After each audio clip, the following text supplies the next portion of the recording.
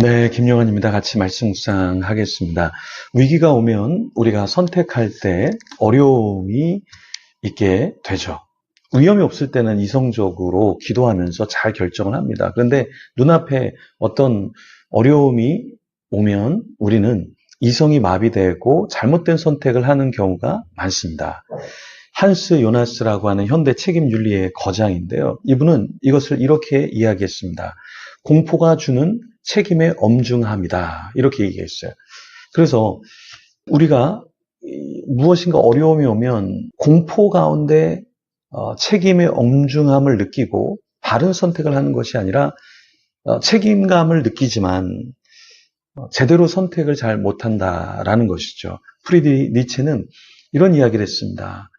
니체는 인간이 자신의 삶을 긍정적으로 잘 개척하기 위해서는 권력의 의지를 사용해야 된다. 이렇게 이야기했어요. 그러니까 내세의 어떤 보상만을 바라는 것이 아니라 그런 노예 도덕을 추구할 것이 아니라 현실적으로 어떤 권력에 의지해서 내가 모면할 것인가, 이것이 나쁜 것이 아니다. 이렇게 이야기했습니다.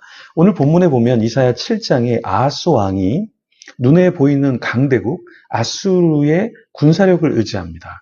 그래서 실제로 하나님이 원하시는 판단을 하는 것이 아니라 눈앞에 있는 어떠한 전쟁의 위기 속에서 눈에 보이는 아수르를 붙잡게 되는 것이죠. 이것은 보이지 않는 하나님보다 당장 나를 도와줄 군대의 힘을 의지하는 굉장히 인간적인 니체가 말하는 권력 의지의 발현인 것이죠. 그렇지만 성경은 우리에게 뭐라고 말하고 있을까요? 오늘 그 내용을 우리가 같이 한번 살펴보겠는데요. 이사야서 7장은 정치와 신앙이 정면으로 충돌하는 자리에서 어떤 선택을 인간은 하는가? 그러면서 우리는 어떤 선택을 해야 되는가? 우리에게 또한 묻는 그런 장면이죠. 자, 1절에서 2절 말씀입니다. 우시아의 손자요 요담의 아들인 유다의 아하스 왕 때 아람의 르신 왕과 르말리아의 아들 이스라엘의 베가 왕이 올라와서 예루살렘을 쳤으나 능히 이기지 못하니라. 어떤 사람이 다윗의 집에 알려 이르되 아람이 에브라임과 동맹하였다 하였으므로 왕의 마음과 그의 백성의 마음이 숲이 바람에 흔들림 같이 흔들렸더라. 아람 그리고 북이스라엘이 예루살렘을 공격했습니다. 그런데 왜 이 두 나라가 예루살렘을 공격했을까요? 유다 왕 아하스가 친아수르 정책을 폈기 때문이었습니다. 아하스는 아수르와의 외교적인 연대를 하기를 원했어요. 그래서 자신이 어려움에서 어떠한 위기를 맞닥뜨리지 않도록 수를 썼던 것이죠. 반아수르 연합군이 아하스 왕 그리고 그 나라 유다를 쳐들어왔던 것이죠. 아람과 북이스라엘은 이 아수르를 그렇게 좋아하지 않았거든요. 그래서 큰 위협을 느꼈기 때문에 아하스 왕을 가만두려고 하지 않았던 것이었습니다. 아하스 왕은 머리를 썼어요. 그래서 친아수르 정책을 피면 내가 어려움이 없겠다라고 생각을 했는데 어떤 아수르 같은 그런 군사력을 갖고 있는 존재를 붙잡자 다른 또 대적자들이 일어나서 결국에는 어려움을 당했다라는 것입니다. 자, 그럼 여기서 우리가 기억해야 될 것은 무엇이냐면 우리도 그럴 수 있다라는 거예요. 하나님을 붙잡고 하나님의 뜻을 붙잡는 것이 아니라 내 얄팍한 어떠한 꾀를 내서 내가 이렇게 하면 나에게 유익이 있겠다. 이렇게 하면 좀 편한 길을 가겠다라고 하지만 결국에 어떻게 됩니까?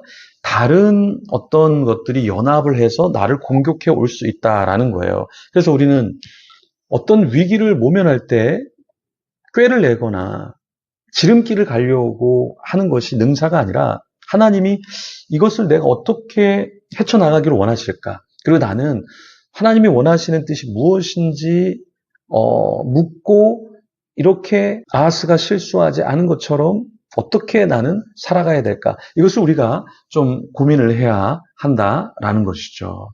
자, 숲이 바람에 흔들림 같이 이렇게 표현을 했습니다. 숲이 바람에 흔들리는 것은 마구 흔들리는 거죠. 그런데 요즘 21세기에 우리가 이런 모습이지 않습니까? 조그만 것이 와도 흔들려요.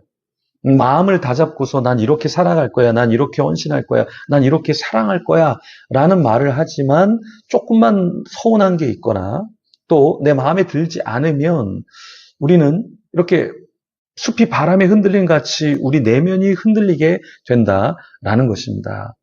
한 목사님이 커피숍을 하면서 100장 정도 무료 쿠폰을 나누셨대요. 그냥 언제든지 와서 이거 여러분들이 무료로 드시면 됩니다. 그런데 이 동네 사람들이 이 무료 쿠폰에 있는 것을 달라고 하는 것이 아니라 다른 것을 달라. 그리고 기간이 지났는데 그래도 달라. 또 쿠폰을 갖고 오지 않고도 그냥 나도 하나 달라. 그래서 이 목사님이 굉장히 마음이 힘드셨다고 해요. 특히 사모님은 더 마음이 주저앉았다고 하셨습니다. 왜냐하면 선의로 섬기고 싶어서 이렇게 쿠폰을 발행해서 준 것인데 사람들은 더 많은 것을 요구하고 당연시 여긴다라는 거죠. 그러면서 마음이 무너졌다라는 것입니다. 우리도 이 숲이 바람에 흔들리는 것처럼 우리의 마음이 선한 것을 내가 추구하려고 하고 성실하게 무엇인가 하려고 해도 우리가 조금만 어려움이 오면 우리는 흔들려 버린다라는 것이에요.